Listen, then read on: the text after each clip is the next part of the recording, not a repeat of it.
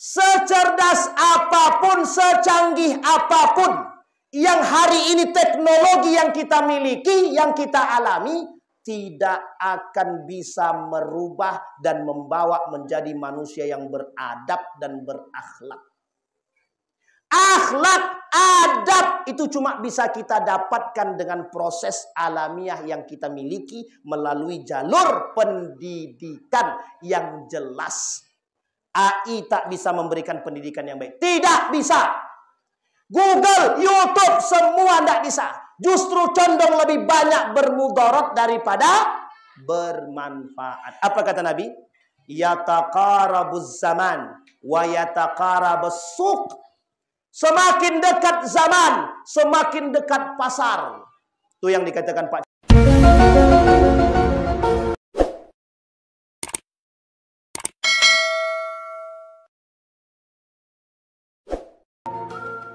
Assalamualaikum warahmatullahi wabarakatuh.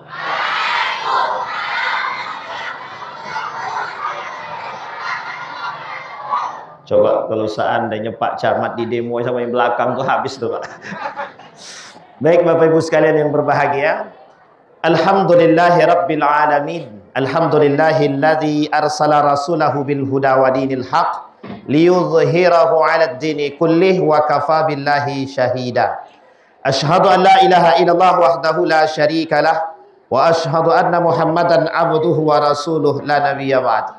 Allahumma salli wa sallim wa barik ala hadzal nabiyyil karim. Allahumma salli ala Muhammad wa ala ali Muhammad fil alamin innaka Hamidum Majid. Ya ayyuhalladzina amanu taqullaha wa qulu qawlan sadida yuslih lakum a'malakum wa yaghfir lakum dhunubakum wa may yuti'illaha wa rasulahu faqad faza fawzan azima. Puji syukur kehadiran Allah dengan mengucapkan alhamdulillahi rabbil, berselawat kepada Nabi dengan mengucapkan Allahumma salli ala Muhammad wa ala ali sayyidina Muhammad fil alamina innaka Hamidun Majid. Bapak Ibu sekalian yang berbahagia, mudah-mudahan di pagi hari menjelang siang ini Allah limpahkan rahmat dan keberkahan. Insya Allah kita semua husnul khatimah. Yang saya hormati Bapak Ibu sekalian yang berbahagia, kemudian adik-adik sekalian yang kita sayangi, yang tua menghargai, yang muda menghormati. Itu tagline-nya itu Pak.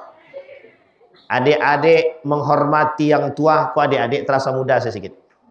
Kalau dibandingkan dengan yang di depan memang saya lebih muda. Tapi kalau tengok yang di belakang terasa muda nampaknya. Nah, jadi muda terus Tuhan, insya Allah. Baik Bapak Ibu sekalian yang berbahagia. Tadi Pak Camat banyak menguraikan persoalan generasi muda hari ini.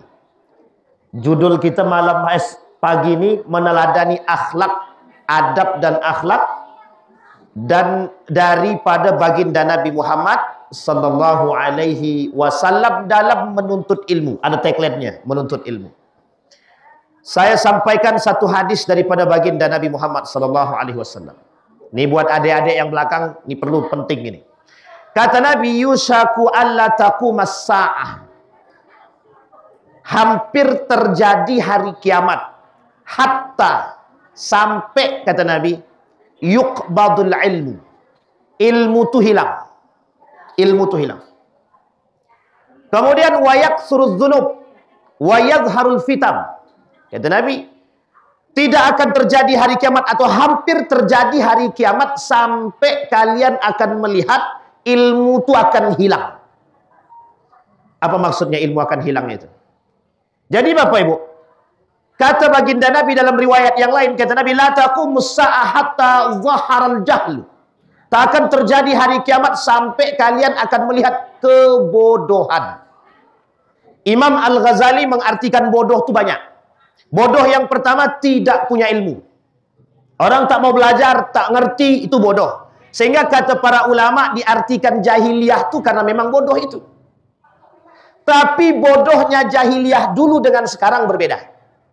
Jahiliyah dulu bodoh dari sisi agama. Tapi tidak bodoh dari sisi perdagangan. Orang Arab itu rihlatas syita'i was saib. Jadi mereka dagang musim panas, musim dingin. Keluar 6 bulan, keluar. Dagang, kaya-kaya orang Arab itu. Tapi cerdas. Kecerdasannya pada aspek perdagangan. Tapi ada orang pada masa jahiliyah itu dikatakan jahiliyah karena kecerdasan keagamaannya tak ada. Sampai di sini paham ya? Ini poin pentingnya, Pak. Sampai dikatakan oleh Allah dalam Al-Quran, wattaqullaha wa yu'allimukumullah. Bertakwalah, aku cerdaskan kalian. Allah bisa tidak mencerdaskan kita? Tapi kata Nabi, justru di akhir zaman yang muncul orang bodoh. Intisyarul jahli, tersebar luasnya kebodohan. Nah sekarang bodoh yang mana yang dimaksud? Kita lihat pemahaman yang dikatakan oleh Imam Al-Ghazali tadi. Yang pertama yang bodoh tadi, yang memang tidak punya ilmu. Allah kata tidak sama orang yang beribadah dengan ilmu dan tanpa ilmu. Hal yastawil ladzina ya'lamuna wal ladzina la ya'lamun. Sama ndak orang yang mengerti dan tak mengerti? Tidak sama. Adik-adik sekalian, ibu-ibu sekalian, bapak ibu sekalian yang berbahagia, kita kalau tidak punya ilmu dibodohi orang. Di jualan contoh di pasar nih. Jangan tersinggung penjual ya. Di jualan nih. Jualan, kalau kita jual tengok di depan. Tertulis di atas jual buah, anggaplah buah matoa. Buah matoa 5.000 1 kilo. Wah, mantap tuh. Buahnya kita tengok dari atas tuh sedang bagus-bagus. Datang ke situ, mana Pak? Buah 5.000 1 kilo. Yang di bawah, yang sudah busuk-busuk. Yang sudah busuk-busuk. Itu kalau kita tak punya akal yang cerdas, dibeli juga itu. Tapi ternyata kita dibodohi. Dibodohi dengan model penjualan seperti ini. Ditaruh tulis 5.000 di atas, yang di atas ini buah matoanya bagus-bagus. Yang di bawah, yang busuk-busuk. Yang bagusnya cuma 5, sisanya busuk semua. Pernah nggak menemukan begitu? Dibodohi kita. Ah tuh. Jangan sampai begitu ya. Tengok baik-baik. Orang pinter, orang yang tidak berilmu mudah dibodohkan, sangat mudah. Bagus banget nih, bajunya nih barang mahal. 5 juta aku beli di Batam, itu 5,5 juta dah buat ente 5 juta aja. Sekali dibeli KW Cina, harga 200.000 dijual 5 juta. Untung besar nggak tuh? Yang membodohi untung besar, yang dibodohi untung juga. Yang penting aku pakai baju gaul dia. Nah bodohnya kita sekarang bangga dengan kebodohan, itu masalahnya. Kita nih bodoh bangga dengan kebodohan. Tengok baju aku, bagus aku beli 5 juta. Rupanya ketemu dengan orang yang tahu ini merek KW. Nah sama waktu iPhone yang muncul dengan iPhone garansi Cina. Nah, gaya model Cina, keluar iPhone, yang Amerika punya iPhone. Lebih baik mana? Rupanya replika. Dibeli mahal-mahal, tak bisa diotak-atik, besok pagi hancur. Inilah kebodohan. Jadi kata Nabi, kata Imam Al-Ghazali, bodoh yang pertama itu memang bodoh tanpa ilmu, memang tak punya ilmu. Tapi ada bodoh yang kedua. Apa bodoh yang kedua? Berilmu tapi tidak menggunakan ilmu. Dia berilmu tapi tidak menggunakan ilmu. Maksudnya bagaimana? Dia tak mengamalkan ilmu dia. Dia mengerti. Paham dia ilmu perdagangan. Tapi kok miskin terus dalam dagang itu. Itu masalah contoh itu. Saya tahu cara buat kursi. Tapi duduknya tak pernah bisa di atas kursi. Kan lucu itu. Orang mengerti tapi tak menggunakan ilmunya. Banyak hari ini manusia mengaku berilmu tapi tak pandai menggunakan ilmu. Yang paling parah yang ketiga. Orang tidak berilmu tapi mengaku berilmu. Ini yang paling tiga, ini yang paling penting nih. Sudah tidak berilmu, mengaku berilmu pula. Ini paling bodoh, yang paling bodoh tingkat tingginya ini nih. Tenang, tenang, tenang. Aku ngerti. Padahal dia tak mengerti apa-apa. Pada akhirnya merusak. Tapi yang keempat, dia berilmu, mengamalkan ilmunya, mengerti dengan ilmunya. Bagus apa tak bagus? Belum tentu. Kenapa demikian? Ternyata kebagusan ilmu yang dimaksud dalam Al-Quran dan hadis Nabi harus dibarengi dengan iman. Kita ambil contoh. Ada pedagang yang tadi pinter. Dia bisa membodohi orang. Kira-kira bodoh nggak pedagangnya itu? Enggak, pedagangnya pinter. Kok bisa? Pinteri wong. Memintarkan orang, membodohi orang. Tapi dengan kepintaran. Banyak manusia sekarang nih, pintar, cerdas, tak punya iman. Sekarang saya tanya Bapak Ibu. Yang di atas tuh gelarnya profesor atau tidak? Yang mereka di sono itu profesor apa tidak? Bergelar profesor, bergelar doktor, master, sarjana, tapi ya kok bisa menjual agama? Kok bisa? Yang korupsi dokter atau bukan? Profesor atau bukan? Tapi kok bisa? Yang ikut aliran sesat, profesor atau bukan? Profesor. Ada orang bisa mengeluarkan duit dari baju. So, percaya, profesor. Padahal itu tipu daya. Di bajunya sudah taruh duit, dikeluarkan dapat duit. Itulah kebodohan. Nah, kebodohan yang hakiki adalah orang berilmu tapi tidak beriman. Itu kebodohan yang hakiki. Masih mending tidak berilmu tapi beriman daripada tidak berilmu sama sekali, iman pun tak ada. Dan tidak lebih baik daripada orang yang berilmu tapi tidak beriman. Yang paling baik yang mana? Yang paling baik yang mana? Berilmu, beriman. Itu yang paling baik. Nah, kita hari ini kekurangan orang yang berilmu kah? Tidak. Cerdas. Tadi sudah disampaikan oleh Pak Camat. Anak-anak kita banyak yang cerdas. Bisa jadi YouTuber. Bisa menjebol. Pokoknya Indonesia ini tidak kekurangan manusia berilmu. Tidak. Di Dubai itu, yang bisa menghasilkan rumput, itu ilmuwan Indonesia. Yang padang pasir, tandus itu, bisa tumbuh rumput, itu orang Indonesia. Ilmuannya Indonesia. Datang Dahlan Iskan, bawa pulang. Tidak mau dia. Apa kata dia? Di Indonesia aku tak dihargai, kata dia. Mending di sono, kata dia. Pertanyaan pertama, apakah dia tidak pintar? Kalau tidak pintar, tidak mungkin dipakai. Banyak ilmuwan Indonesia ini, yang rata-rata keilmuan mereka dipakai. Penemu 4G. Penemu 4G asli pakai shot orang Indonesia. Penemu 4G asli pakai shot. Seorang pembuat motor Honda dengan air, tidak perlu minyak, orang Indonesia. Kita ini dicaci maki hanya gara-gara ini aja nih. Nah, ini agak sensitif memang. Ini betul kata Pak Camat tadi nih. Kalau tak pandai kita pakai ini, habis kita. Itu Bapak Ibu boleh tengok tuh di YouTube itu dah banyak kita kena caci maki itu. Pokoknya caci maki aja isinya. Yang beginilah, yang begitu. Itu Pak. Tempat menyebar fitnah dan segala macam itu paling mudah lewat sini. Coba kalau kita nggak cerdas itu, kita yang dihabisi. Baik, kembali. Ada seorang profesor doktor mengatakan begini. Dia bukan ahli agama, tapi dia kata sholat wajib itu tak ada dalilnya. Tapi gelarnya doktor. Ada yang bilang profesor gelarnya. Kata dia agama itu musuh negara. Gelarnya profesor itu. Ada lagi yang bilang bergelar doktor itu, kami percaya dengan sesuatu yang tak nampak. Gelarnya profesor juga itu. Doktor. Uniknya, ada orang bergelar profesor, bergelar doktor, dibodohi sama orang tak bergelar. Coba bayangkan. Kita hari ini, para pakar yang ada di atas itu, semua bergelar. Tapi kok mohon maaf. Yang memerintah, yang meminta, pokoknya semua yang tak bergelar. Dan kita manut. Ini masalah kita hari ini. Banyak orang-orang yang melakukan penyimpangan, penyelewengan, kesesatan. Bukan karena tanpa ilmu. Tapi mohon maaf, karena iman tak punya. Makanya dikatakan oleh Allah dalam Al-Quran, wattaqullaha wa yu'allimukumullah. Kita runut kalimat itu. Kita lihatin kalimatnya. Ini khusus buat adik-adik kita semua yang masih pelajar dan sama kita juga masih pelajar. Apa kata Allah dalam Al-Quran? Iqra. Apa artinya Bapak Ibu?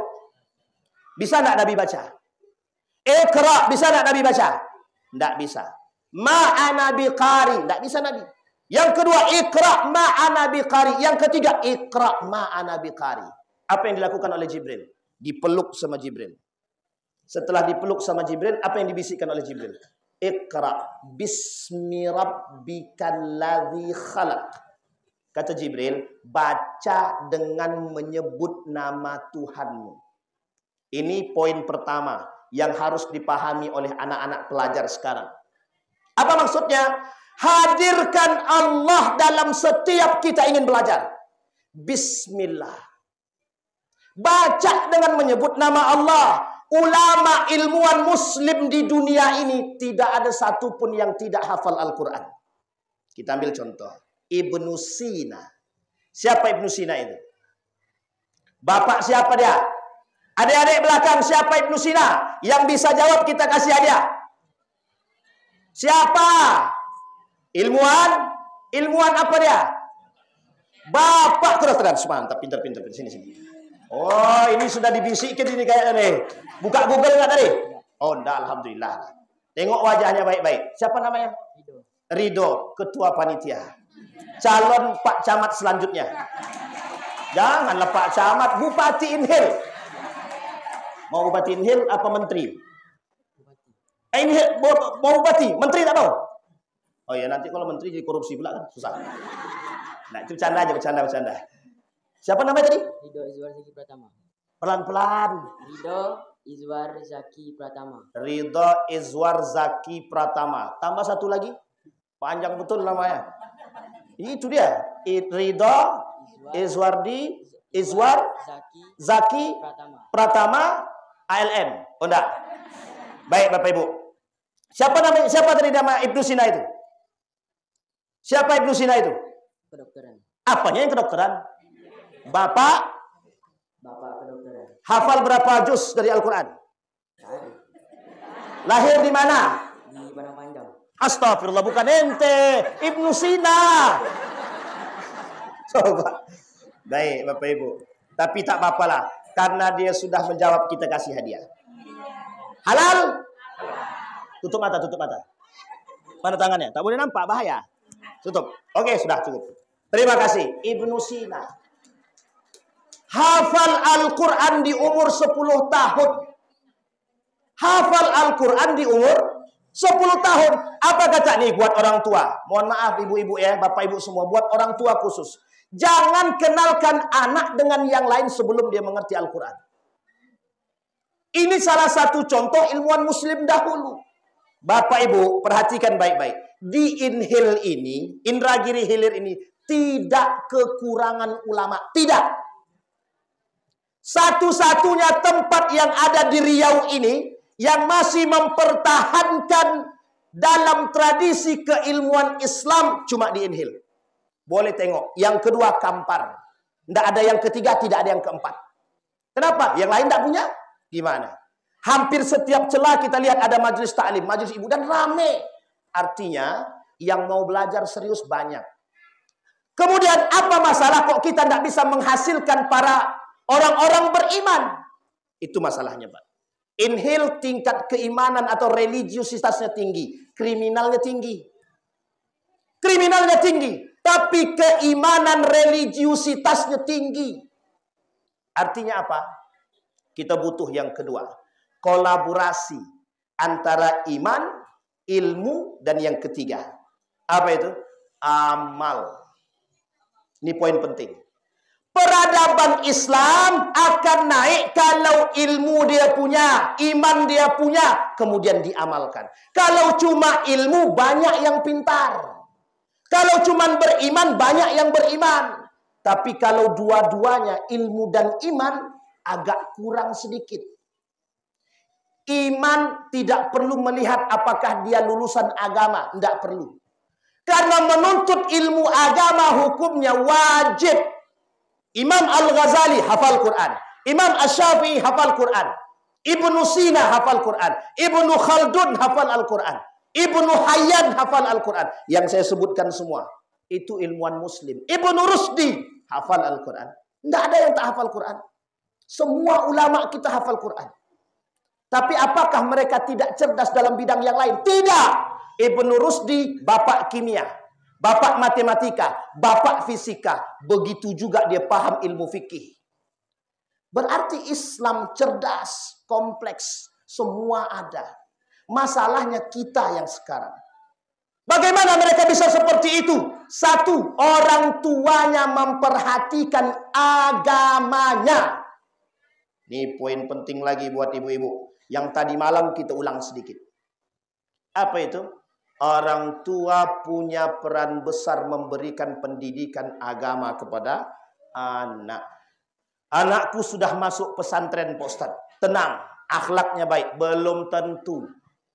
Banyak lulusan pesantren, keluar pesantren jadi setan. Ya meskipun lebih banyak yang baik. Tapi kan ada. Artinya apa? Kok bisa begitu? Kontrol orang tuanya kurang. Kalau orang tua tidak kontrol agamanya, nah kau lulusan pesantren, tapi sholatnya kok di akhir waktu. Biasa tuh mak kami biasa dulu kayak itu. Namanya orang di penjara bagaimana? Coba bayangkan. Mereka menganggap mereka di penjara masuk pesantren, keluar di penjara, keluar dari pesantren seperti keluar dari. Mereka melakukan kebebasan sesuka hati dia. Kontrol orang tua. Di pondok dia baik. Karena memang regulasi. Di sekolah dia baik. Ada guru yang mendidik. Pulang ke rumah. Orang tua tidak bisa memberikan pendidikan. Tetap hancur, Pak. Al-waladu sirru abihi. Seorang anak mencontohkan perbuatan bapak dia. 25%. 75%-nya ibunya. Nah, jangan tersangka ibu-ibunya, tenang ya. Ini peran ibu-ibu. Ibu-ibu mendidik dengan hati. Bapak mendidik dengan nafsu. Kalau bapak banyak yang mendidik, mesti jadi orang seperti apa bisa dilihat. Tapi coba ibu-ibu yang mendidik. Dia kasih sayangnya jelas. Sekarang saya tanya, saya pernah melakukan penelitian. Lebih baik mana anak yang dididik oleh ayah daripada anak yang dididik oleh ibu? Ternyata terbukti dari 100 orang, 80% itu lebih baik dididik oleh seorang. Coba bayangkan. Tak usah jauh-jauh, saya sendiri. Anak saya, kalau diajar ngaji sama saya, Pak. Oh, minta ampun. Ngaji tak? Tidak ah, sama ibu aja. Nah, coba bayang. Lama saya, Pak. Satu ayat saja, itu lamanya betul. Sama ibunya, sebentar. Ini bedanya kalau bapak-bapak. Kalau ulah bapak-bapak nih, kalau tak mau dia ngaji, macam mapo kau nih, Pak. Lepak semua. Habis. Tapi sama ibunya, nak, tenang, tenang. Ah, selesai, Pak. Kita tidak bisa bersabar kalau laki-laki nih. Dalam didik anak tak bisa bersabar. Meskipun ada bapak-bapak yang berhasil mendidik anak, tapi tak banyak. Tapi kalau lebih baik lagi dua-duanya memberikan pendidikan. Bapaknya menjadi contoh yang baik dalam rumah tangga, ibunya memberikan pendidikan yang baik dalam rumah tangga. Ditambah, mohon maaf, ditambah dengan yang dimakan yang halal. Insya Allah jadi. Sekarang saya kasih tahu. Ada seorang pemuda namanya Sayyid Nursi. Seorang ulama dari Turki. Meninggal 1890-an. Pokoknya 50 tahun sebelum Turki menjadi negara sekuler. Dia sudah meninggal. 1925 beliau meninggal, sebelum itu 50 tahun. Namanya Sayyid Nursi. Ibunya memakan satu hal yang subhat saja tidak mau. Subhat, Pak, bukan yang haram, yang subhat. Satu ketika datanglah bapak dia nih bawa hasil penjualan. Sampai ke rumah ditanya sama istrinya, ini dapat dari mana? Ya hasil jualan. Bagaimana bapak jualan? Pakai bismillah enggak? Kira-kira bapak tadi nipu orang enggak? Kalau sempat laki sekarang ditanyakan begitu, di lempangnya kita, Pak. Kita mau tanya wajar. Wajar istri bertanya, dia takut khawatir kalau yang dimakan itu syubhat ataupun karena akan membentuk karakter. Nah ini yang terjadi dengan anak-anak kita sekarang. Kita memberikan makanan, hati-hati. Jangan sampai yang kita makan. Kita capek, Pak, mohon maaf. Ini kejadian, Pak. Kejadian. Bapak ibunya soleh dan soleha. Bapaknya soleh, ibunya soleha. Tapi anaknya berandal. Berandal betul. Kita cari tahu, Pak. Ternyata anak angkat. Dimasukkan ke dalam pondok. Stres, Pak. Pimpinan pondoknya stres. Cuman anak satu nih doang. Diusut punya usut ternyata bukan anak kan? Bukan anak kandung. Diusut punya usut ternyata bapaknya maling peminum khamar. Coba bayangkan. Al-waladu sirru abihi. Seorang anak mencontohkan perbuatan bapaknya. Sekalipun anak itu anak angkat, tapi berada di tangan orang yang soleh dan soleha, masih menyisakan karakter bapak kandungnya dan ibu kandungnya. Seorang perempuan, ini mohon maaf betul, mohon maaf. Ini ibu-ibu, tolong jaga betul marwah. Baik marwah ibu, baik marwah suami, dan marwah keluarga. Tolong betul jaga. Seorang perempuan yang tidak bisa menjaga kehormatannya, ingat, yang punya anak perempuan akan menjangkitkan penyakit yang sama. Ini kami lakukan, Pak. Saya tanya, kenapa kau kayak gini? Kenapa kau kok gontak-ganti suami? Kita lihat, Pak, mohon maaf ya, ternyata ibunya begitu. Ibunya suaminya 7, anaknya suaminya 8. Astagfirullah wa atubu ilaih. Karakter. Meskipun ada yang lain, ada. Ada yang baik, ada. Ustadz, aneh ndak pengen kayak orang tua aneh. Kenapa begitu? Orang tua aneh cerai, Ustadz. Dampak dari perceraian orang tua, psikologi anak rusak semua. Ini orang tua, bapak ibu, tahan nafsunya, tahan amarahnya. Jangan sampai, Pak, kejadian seperti yang kemarin itu. Na'udzubillah, anaknya terluntang lantung di tengah bapak ibunya, tidak ada yang mau tahu. Karena udah cerai, Pak. Akhirnya apa? Anak kandungnya tidak punya tempat tinggal, tidak tahu di mana dia harus tinggal, tidak tahu. Akhirnya apa? Dia tinggal di kos sendirian. Apa yang terjadi? Narkoba. Apalagi yang terjadi dengan dia? Banyak, Pak. Minum khamar. Akhirnya bergaul dengan yang tidak baik. Terjadi masalah. Poin penting. Apakah mereka tidak berilmu? Tidak berilmu, Pak. Apa yang masalah tadi? Iman. Kita tak punya Baik, kita kembalikan. Wattaqullaha wa yu'allimukumullah. Bertakwalah, niscaya engkau akan aku cerdaskan. Poin pentingnya di situ, Pak. Kita imankan dulu, kita cerdaskan anak kita dulu, kita pahamkan mereka agama, sehingga mohon maaf, tangan ini tak akan mencari dan tak akan mengambil yang haram yang bukan milik dia. Tidak akan. Mengapa? Tolak ukurnya Iqra bismi rabbikal ladzi khalaq. Itu yang diajarkan Ibnu Sina. Kita ambil sekarang Ibnu Rusdi. Sama, Pak. Ibnu Rusdi itu ibunya sampai bermimpi bertemu baginda Nabi Muhammad SAW. Bayangkan para orang tua kita zaman dulu itu sangat berhati-hati dengan sesuatu yang haram. Pertanyaannya, zaman dulu kajian itu rame nggak? Pengajian itu selalu ada nggak? Belum tentu. Di sini mungkin, tapi di daerah-daerah yang lain, Pak, mencari pengajian tuh ketika PHBI, ketika ada hari besar, Maulid Nabi, baru ada kajian. Isra Mi'raj, baru ada kajian. Tahun baru, baru ada pengajian. Itu pun kalau pengajian. Bisa jadi yang lain. Termasuk saya pribadi. Dulu waktu kami sekolah di SD dulu, kami dapat kajian-kajian itu cuma datang kalau ada PHBI saja. Kalau ada hari besar Islam saja. Tapi kalau tak ada, tidak ngerti, Pak. Tapi mengapa orang tua kita tahu dia yang halal, tahu dia yang haram? Mengapa orang sekarang mengaji tiap waktu tapi tidak tahu yang halal yang haram itu tidak tahu? Ini poin penting. Bukan berarti mereka tidak berilmu. Mereka tidak punya Ini poin penting kita. Maka Rasulullah ketika dipeluk sama malaikat Jibril kan dan dibisikkan, Iqra bismi rabbikal ladzi khalaq. Kuncinya di situ. Bacalah dengan menyebut nama Tuhanmu. Bismillahirrahmanirrahim. Baru dibaca sama Nabi. Iqra bismi rabbikal ladzi khalaq. Khalaqal insana min 'alaq. Sampai ke belakang. Sampai di sini bisa dipahami, Bapak Ibu. Apa kunci pertama yang harus kita pahami? Hadirkan Allah dalam setiap. Nah, ini Bapak, buat anak-anak kita sekalian yang berbahagia yang di belakang. Ilmu, adab dalam menuntut ilmu, hadirkan Allah. Yang pertama, hadirkan dulu Allah. Itu yang dilakukan oleh Rasulullah. Dalam berdagang, bismillahirrahmanirrahim. Saya mau jualan. Sehingga ketika dia mengucapkan bismillah dalam berdagang, Rasulullah tidak pernah mau menipu orang. Justru disampaikan, aku beli kurma dari daerah tersebut, harga sekian, aku ambil untung sekian. Ada yang mau begitu sekarang? Ada nggak yang mau jualan begitu? Di Riau ini, satu-satunya kota yang masih berjualan transaksi jual beli menggunakan akad seperti pada masa dahulu cuma di Inhil. Cuma di Tembilahan. Saya beli ya, saya jual. Bapak Ibu cari di Pekanbaru atau negara kota yang lain cari.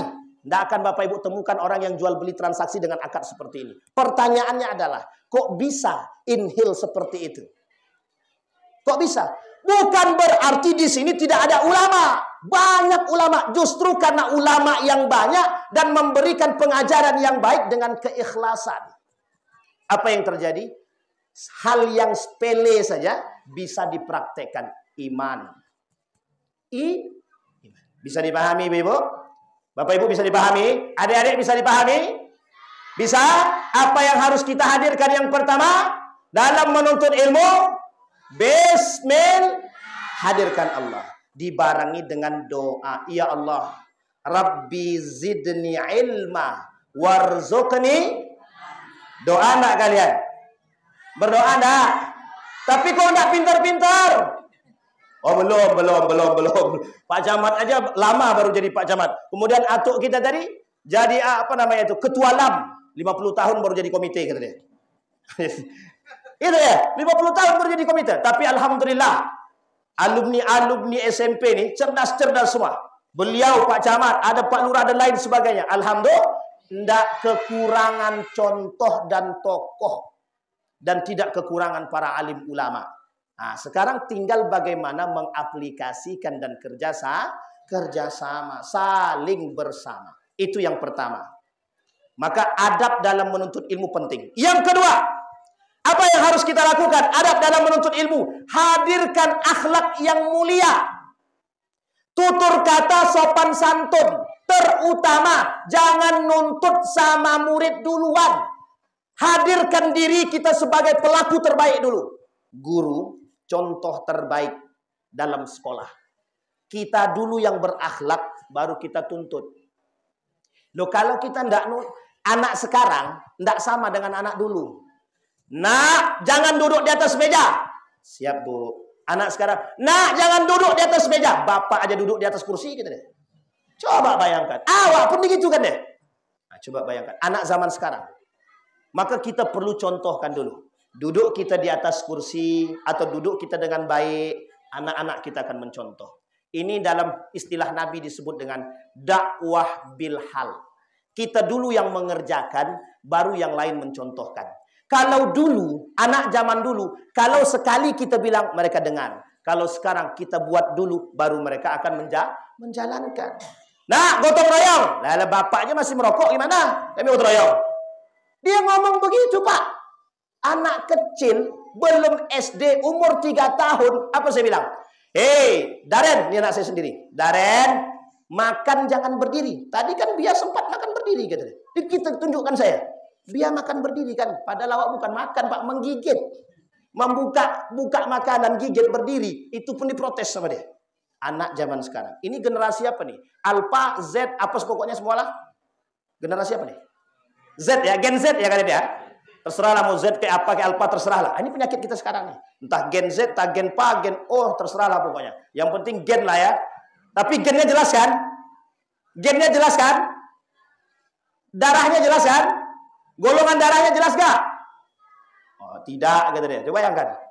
Anak zaman sekarang. Baik, yang kedua. Hadirkan akhlak yang mulia. Bapak Ibu sekalian yang berbahagia. Nabi itu punya turunan mulia. Dari kakeknya mulia, ayahnya mulia. Kita bukan tidak bisa menjadi manusia mulia. Artinya Bapak Ibu, kita bisa punya anak-anak yang berakhlak mulia jika kita yang menghadirkan kemuliaan tersebut. Akhlakul karimah tidak bisa dipaksakan saja, tapi juga harus dicontohkan. Jadilah figur yang baik bagi anak. Itu poin penting. Maka anak akan mencontoh. Mohon maaf, kenapa anak zaman sekarang mencontoh orang lain bukan ayahnya? Karena kita memberikan mereka kesempatan dan kebebasan untuk melihat orang lain untuk dijadikan contoh. Jangan salah besok kalau anaknya, Pak, Bapak kenapa sih tidak seperti bapaknya si Anu itu? Dibandingkannya kita dengan orang lain. Kenapa demikian? Karena kita tak bisa menjadi figur yang baik dalam rumah tangga. Untuk Bapak. Ibu sama. Ibu juga harus bisa menjadi orang yang baik. Karena ibu punya hati dan perasaan yang baik. Anak kita baik. Insya Allah. Nah, buat anak-anak sekalian yang berbahagia. Adik-adik saya yang di belakang, perhatikan baik-baik. Anda masa depan hari ini.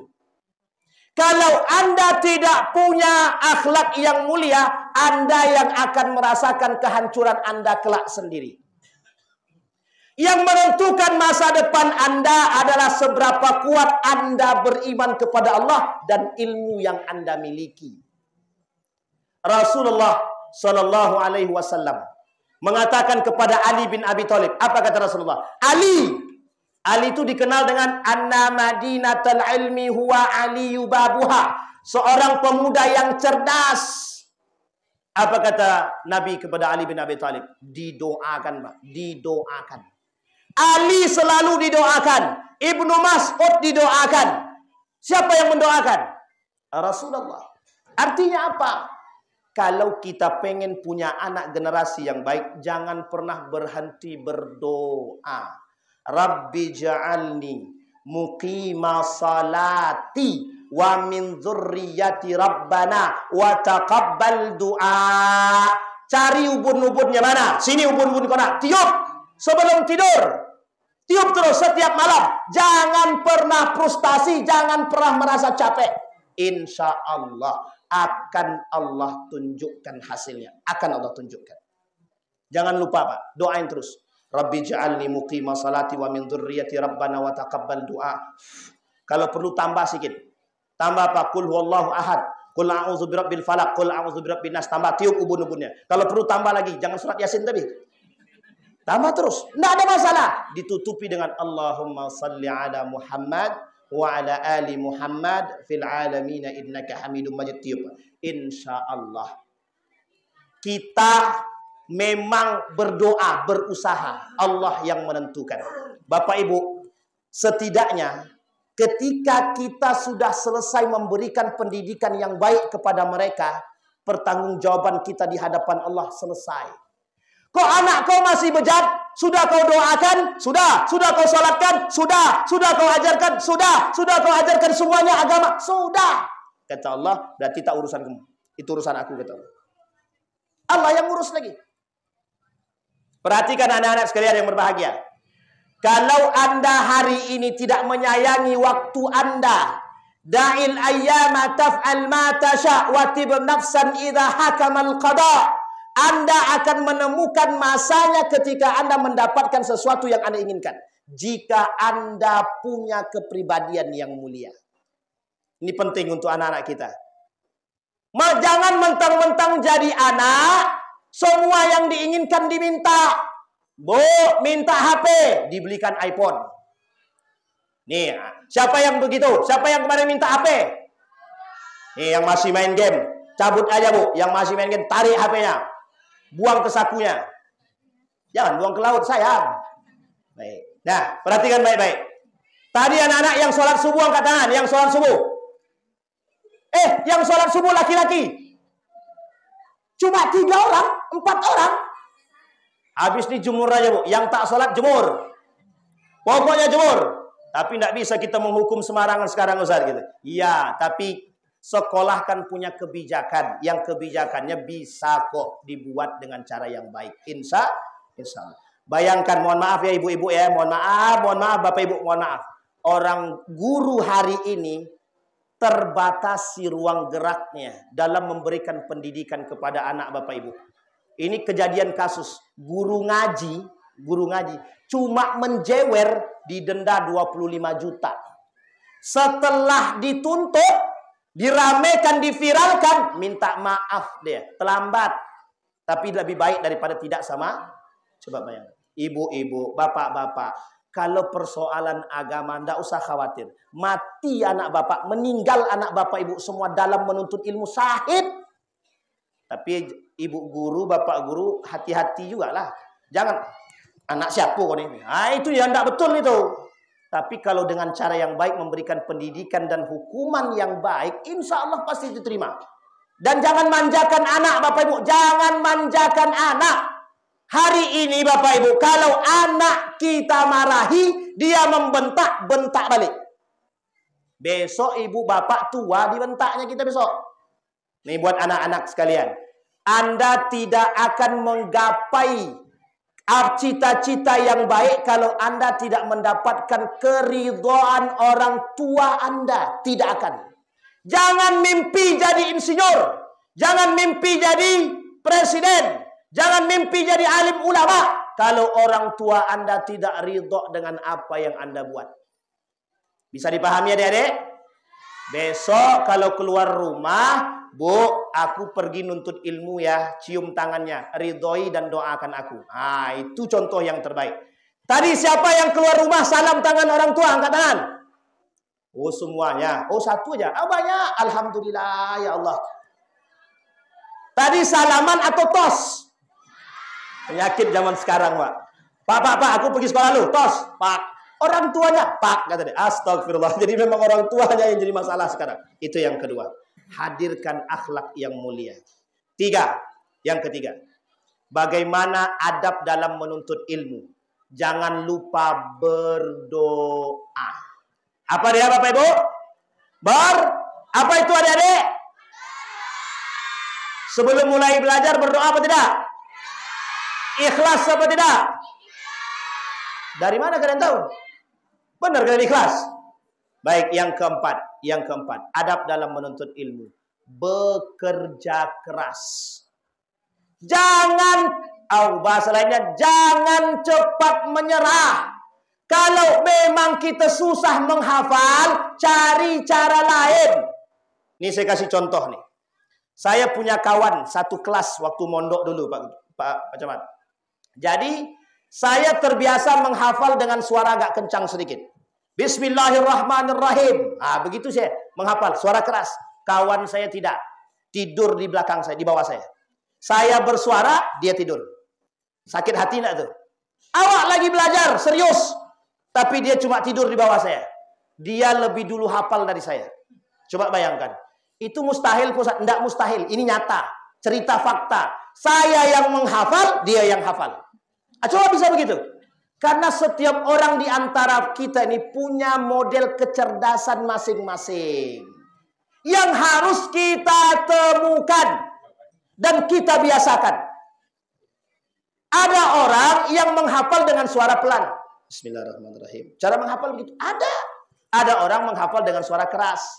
Ada orang yang menghafal dengan jalan-jalan. Bismillahirrahmanirrahim. Bismillahirrahmanirrahim. Tak hafal-hafal. Tapi jalan-jalan. Siapa tahu dengan itu dia hafal. Tapi ada orang yang memang diberikan kelebihan oleh Allah. Setiap kita ini diberikan kelebihan. Hanya saja dibutuhkan sedikit kerja keras dengan menghadirkan Allah. Kita ambil contoh. Mengapa seorang pemuda yang melihat batu yang keras bisa dibolongi hanya dengan air yang Apa kata pemuda tersebut? Otakku tidak sekeras batu. Kalau batu yang keras bisa bolong dengan tetesan air yang lembut, mengapa otakku yang lembut ini tidak bisa menerima yang lain?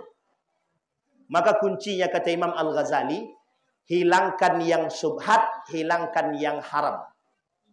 Ini saya sampaikan pernyataan Imam Syafi'i. Syakautu ila waqi'in su'a hifzi, fa arsyadani ila tarkil ma'asi. Fa akhbarani bi annal ilma nur wa nurallahi la yuhda lil ash. Apa kata Imam Asy-Syafi'i?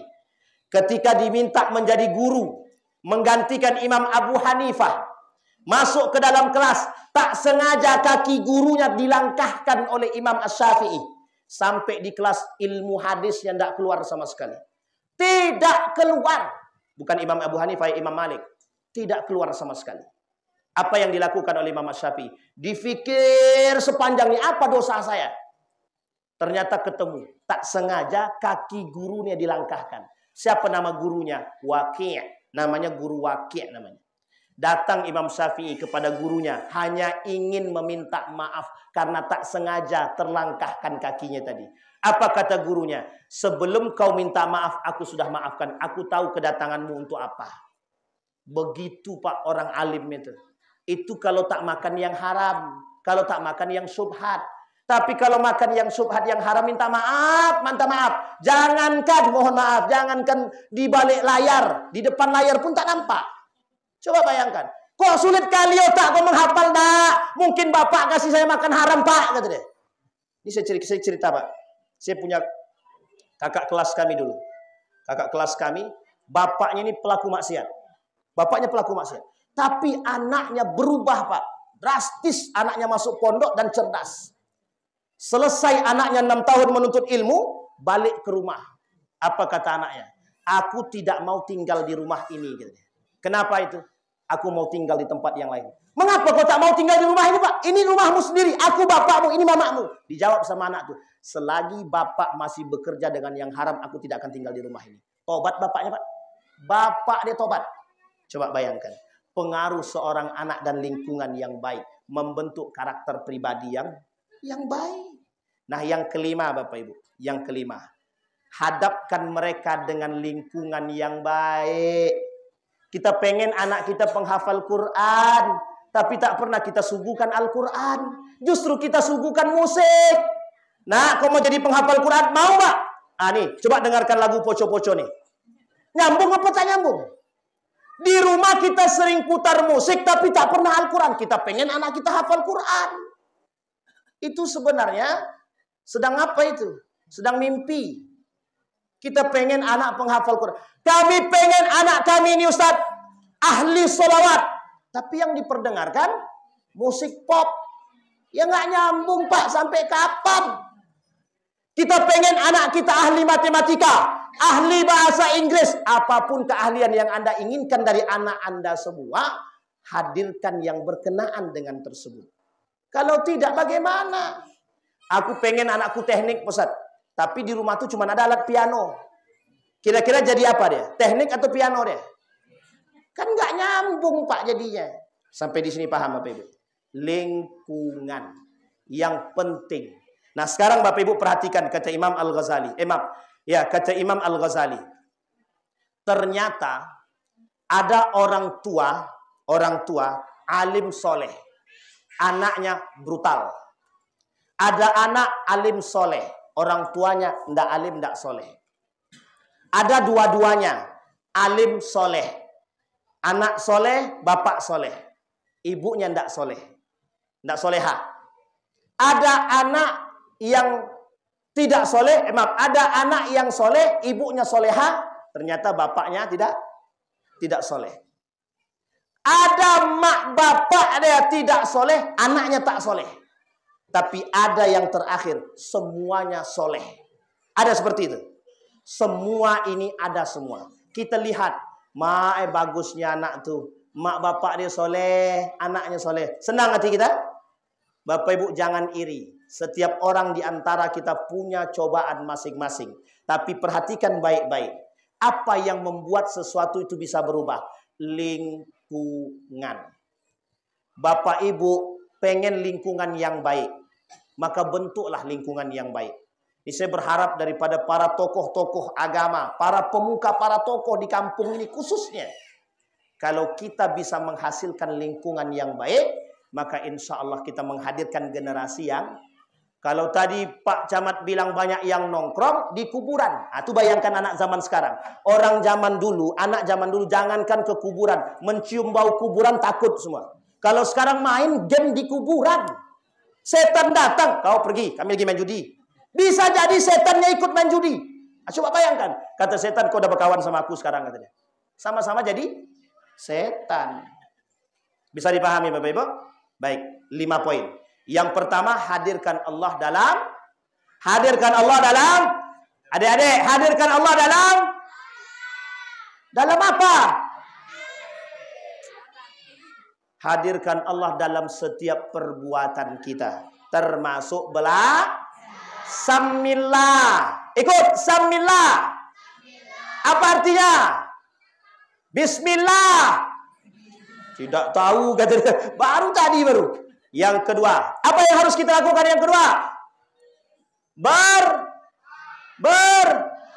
Berdoa. Salah. Akhlak yang mulia.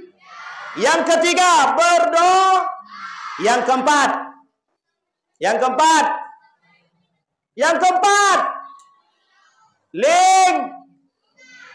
Astagfirullah wa atubu. Hafalkan. Yang bisa jawab nanti kita kasih pertanyaan. Yang nggak bisa jawab, kita doakan. Doakan apa? Doakan jadi insinyur. Amin.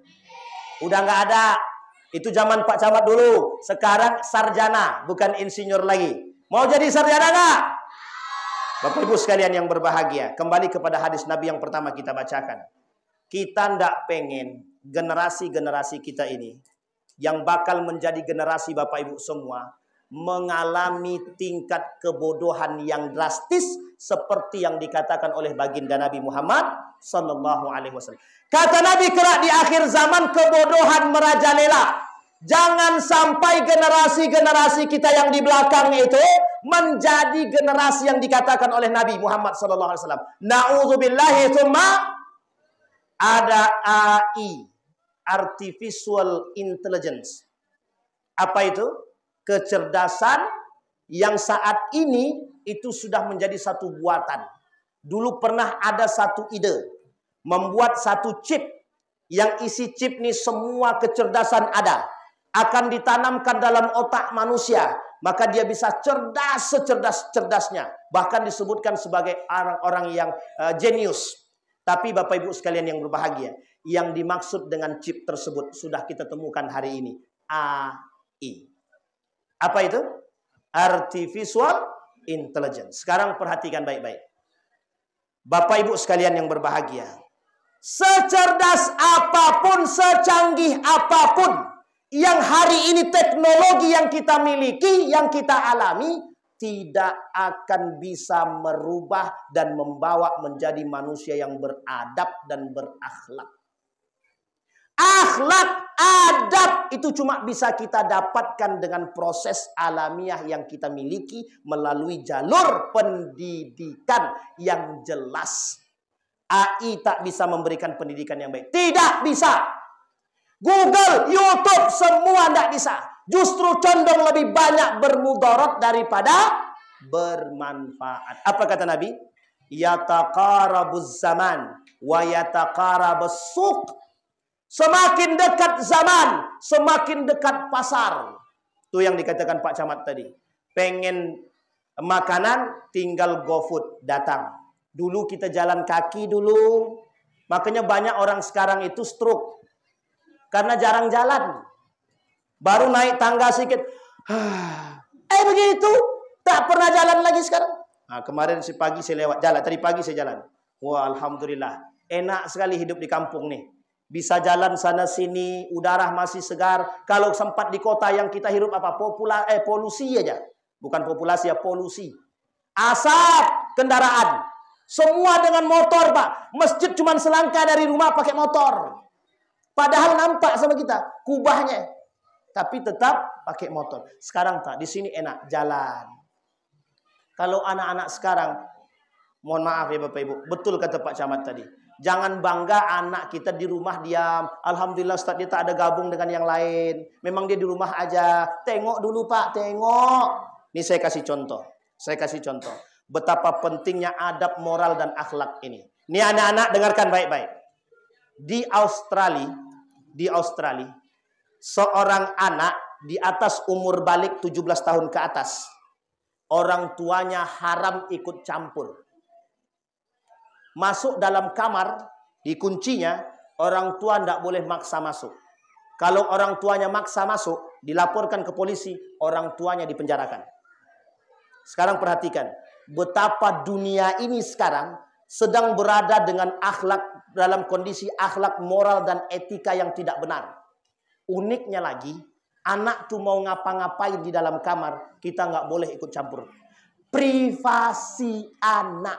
Coba bayangkan. Kita disuruh mengikuti perkembangan zaman yang tidak bermoral, yang tidak beradab, yang hari ini kita pelajari. Jadi Bapak Ibu mohon maaf, kalau kurikulum kita hari ini tidak mengantarkan kita kepada manusia yang beradab dan berakhlak, lakukan ala kadarnya, tanamkan pendidikan akhlak yang baik dari kita. Karena mohon maaf Pak, kita ini kan ibu-ibu guru ini kan terbatas dengan kurikulum. Kurikulum kita tiap tahun tergantung presiden. Kalau presiden menteri, kalau menterinya besok copot, anggap satu presiden 5 tahun. Menterinya setiap tahun ganti kurikulum terus. Mau sampai kapan kita punya kurikulum yang baik? Maka kurikulum terbaik adalah yang pernah dilakukan oleh baginda Nabi Muhammad sallallahu alaihi wasallam. Yang saya katakan tadi sudah kurikulum terbaik. Sudah kurikulum terbaik. Tidak usah khawatir. Kalau kita belajar karena Allah, Allah cerdaskan. Tidak ada yang Allah bodohkan. Tidak ada. Sejak kapan Allah membiarkan umatnya yang dekat dengan Allah? Tak pernah, Pak. Tak pernah. Allah tak pernah melepaskan siapapun. Ini khusus buat adik-adik kita. Jangan pernah berhenti menghadirkan Allah. Jangan pernah. Dan jangan pernah putus asa. Jangan pula setelah ini mentang-mentang jadi YouTuber, tidak mau lagi sekolah. Ingat adik-adik, itu cuma musiman. Kalau sudah tak laku, selesai. Kita ambil contoh. Ada namanya minum coklat, es coklat. Pas lagi viral-viral ya, rame Pak, ngantri sampai 1 kilo. Cuman mau beli es coklat. 1 tahun kemudian sudah ndak, viral, selesai, habis. Sama dengan apa yang kita alami sekarang. Teknologi ini memang terus berkembang musiman. Tengok HP. Dulu orang bangga sekali sudah pakai iPhone 3. Sekarang iPhone 13. Berapa jauhnya jaraknya? Hanya beberapa tahun saja. Jarak 5 tahun saja iPhone sudah berubah. Yang dulunya pakai iPhone 5, 6, 7 sudah canggih. Sekarang WhatsApp pun tak mau masuk. Bayangkan. Artinya apa? Kita jangan terpengaruh oleh zaman. Mengikuti perkembangannya boleh. Tapi ada tapinya. Jangan kita yang diperbudak oleh zaman. Seperti yang dikatakan seorang penghafal Quran itu. Yang tadi malam saya sampaikan. Ada penghafal Quran, dia kata Al-Quran itu tak selaras dengan zaman.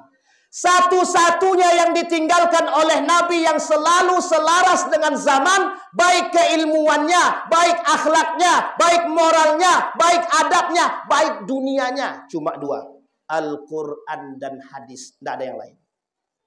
Sampai di sini paham? Bisa dipahami Bapak Ibu? Berarti apa modal kita menjadi manusia yang beradab? Apa modal kita menjadi manusia yang berilmu dan beriman? Al-Quran, dan al-hadis. Sunnah baginda Nabi Muhammad sallallahu alaihi wasallam. Sampai di sini bisa dipahami Bapak Ibu? Makana nurul ilmi yunalu bil muna. Tidak mungkin ilmu itu bisa didapati dengan hanya melamun. Tidak dapat. Jangan berharap. Ustadz, ini pernyataan yang sering saya dengar. Tidak perlu gelar. Toh kami pun yang tak sekolah bisa kaya. Kalau tolak ukur kebahagiaan itu cuma kaya, pas miskin stres dia. Percaya kata-kata saya. Tapi kalau tolak ukur itu adalah agama, mau miskinkah dia, mau kayakah dia, ini bahasa dalam Al-Quran itu disebut dengan al-falah, kebahagiaan.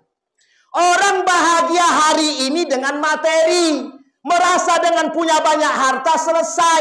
Anakku kuliah harus komputer.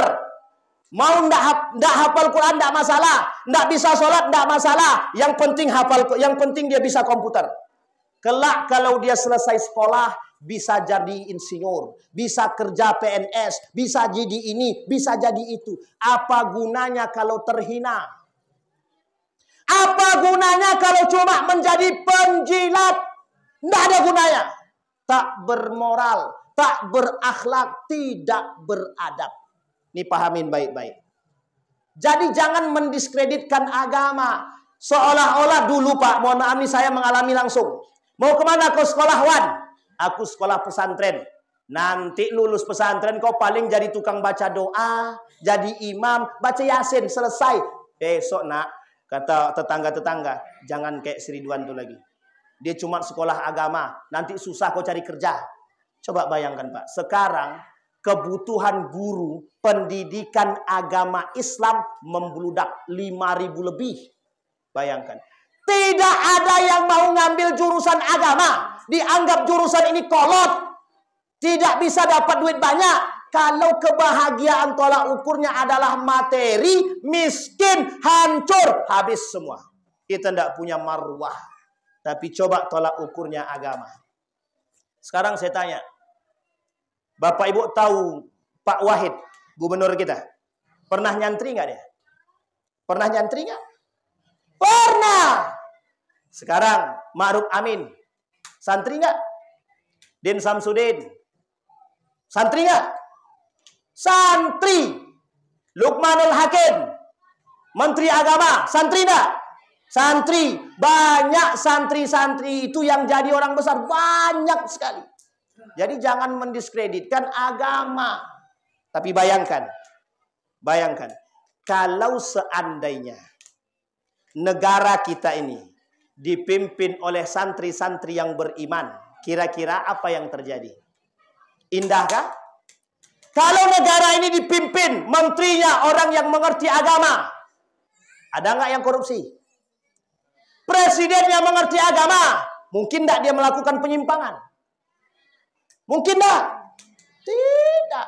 Teknik menteri ekonomi, misal, paham dia, kira-kira akan dia kasih nggak proyek kepada orang-orang brutal? Nggak akan.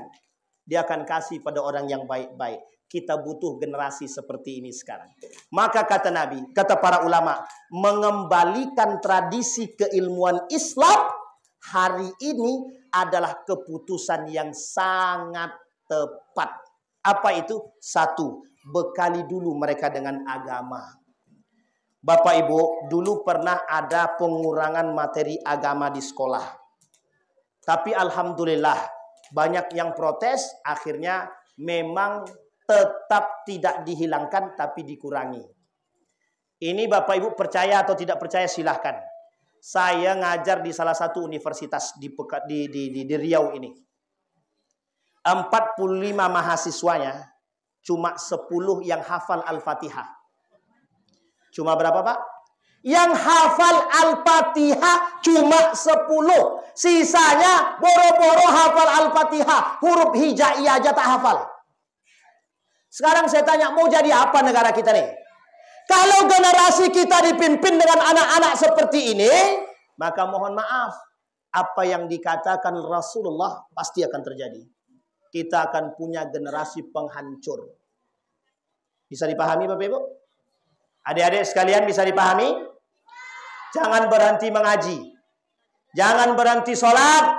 Jangan berhenti, pokoknya belajar agama terus. Datang. Iya apa tidak? Iya, tapi main game juga di belakang tuh. Ah, kan terserobok kan? Ketahuan kan? Cabut. Baik.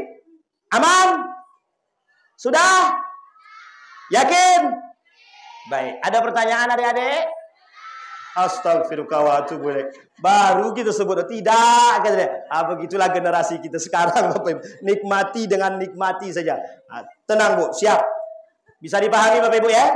Jadi peran orang tua hari ini dalam membina, mendidik, menjadikan generasi kita sangat dibutuhkan.